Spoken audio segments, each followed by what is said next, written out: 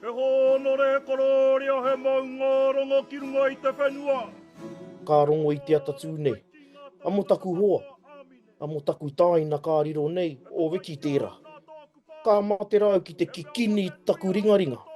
Ki te titiro mehe mea rā, kai te oho au, kai te moitonu.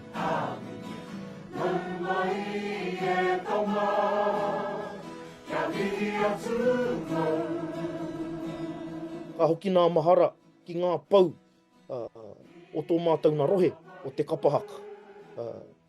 I roto o te whakatōhea, ko te matua o wiki tērā. I tū, i te tau iwa te Ao Māori mo te Kapa Haka o Ōpōtiki Mai Tawhiti. I te mau kope tonu pea, a Ricky i te rāwa, a hau i te kura tuarua.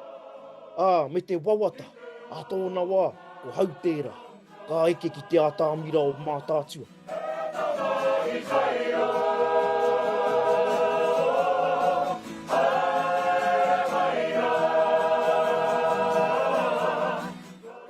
Tēnei tau, i tangi hia, ngā mate o te whakatōhea i runga i te ātāmira i tōrere nui ārua.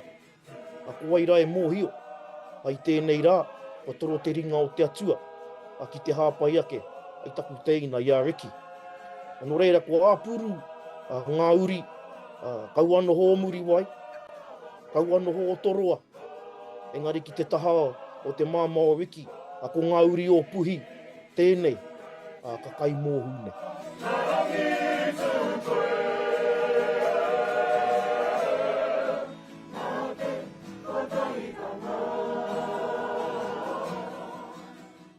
Ōpōtiki Mai Tawhiti, tēnei a whāngāra Mai Tawhiti, e tangi nei. He mihi nei, he poroporo ki atu nei, ki tērā o ngā toa, ki tērā o ngā tipua o te ao Kapa Haka.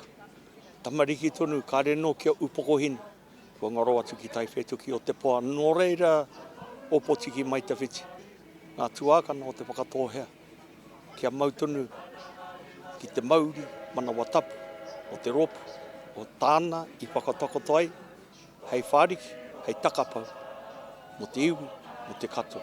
Nui ngā kōrero mo tēnei mea mo te maumau. Ana maumau rau atu te rironga o Rick. Ana pū manawa arahi ko ia tētahi o ngā kaitātaki toa o te motu i arahi i a Ōpōtiki Mai Tawhiti. I hakatahi mātou ko tōna whānau i au i Ōpōtiki Mai Tawhiti i ngā rekereke o te kahautu. Nā reira e rere ana te aroha kia rātou nā te mea kua tino pāngia kinotia rātou e mate i tēnei wā. Arā ko tōna pāpa hoki tērā no nā tata nei riro atu ai.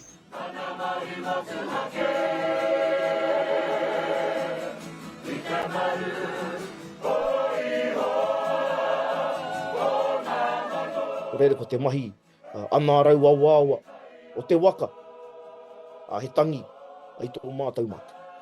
He tangi tō mātou mate, mā te rurututanga o te roimata, e kite ai pea, he whakamahutanga, he whakamaurutanga, ki runga i tana whānau, i tana hapu, i wāna Kapa Haka, o tira i tana iwi.